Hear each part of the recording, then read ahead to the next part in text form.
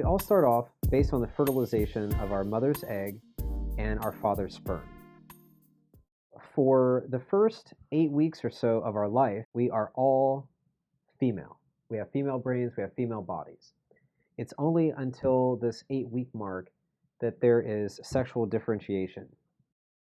Depending on the sex of the father's sperm, let's say the sperm was a female, carried an X chromosome, then we continue to develop as female body. If the father's sperm was male, if it carried a Y chromosome, then the sex that we'll have is male.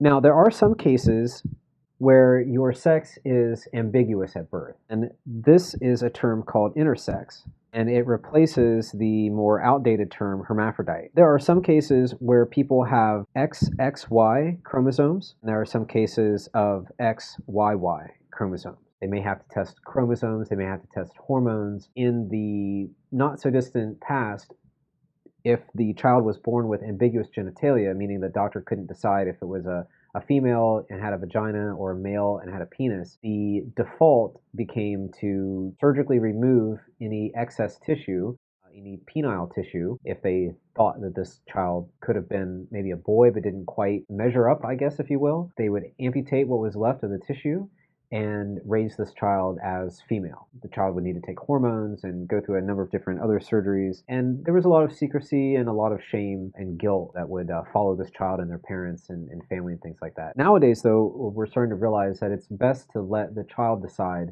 and once they get a little bit older, what they feel most comfortable being in terms of their gender, in terms of their sex. So things are changing, but this term now is called intersex. Now, there's an interesting sort of phenomenon here to keep in mind. On the Y chromosome, there is a gene called SRY. SRY is responsible for producing testes and testosterone.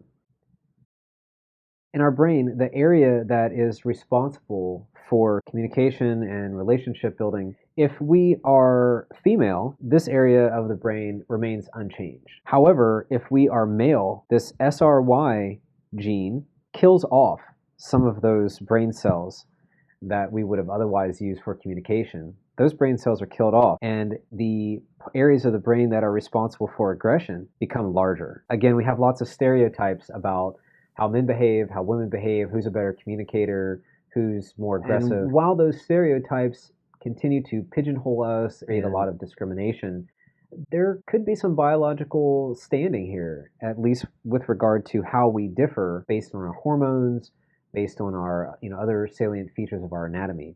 So important to keep in mind. Now, the older brother effect basically says that if you are a male child, for every older brother that you have, your likelihood of being gay or otherwise expressing homosexual, I think the term that they use is homosexual tendencies, it increases by 30%, your likelihood, based on your birth order and how many brothers you have, how many older brothers you have. Now, this doesn't apply in cases of adoption or in cases where the siblings don't share the same mother. This only applies if all the boys have the same mom. How is this so? Well, what they're coming to realize here is that when mom's pregnant with a male child, her body recognizes this XY combination here as being a foreign substance, a foreign particle. This chromosome is foreign to her body because her body is XX. So what happens when our body encounters a foreign particle? It creates antibodies. So in subsequent pregnancies, her body recognizes, oh, look, we have that Y chromosome again here. Further down the line, when she's pregnant with you, we start to see what's called a feminizing effect. So that this male fetus, the mother's body starts to change it, transform it into being more feminized. That's some of the research that they've done to try and find out how sexual orientation develops. Now, what's really interesting here to note is that this only applies if this child is right-handed. If this child is left-handed, then none of this statistic applies. And as far as we know, it doesn't apply to women either, to lesbians or anything like that. So if this child is left-handed, if you are a left-handed male and you have older brothers, your chances of being gay are not affected. If you are right-handed and you have a number of older brothers, then your likelihood of expressing homosexual tendencies is increased by 30%.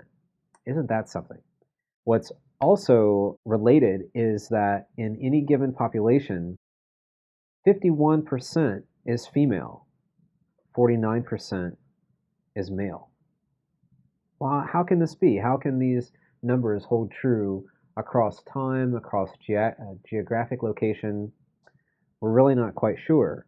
Also, left-handed people comprise 10% of the population, while right-handed people make up 90% of the population. So again, how do we come about these numbers? Well, the research suggests that there may be a biological mechanism here keeping these numbers balanced in the manner that they are.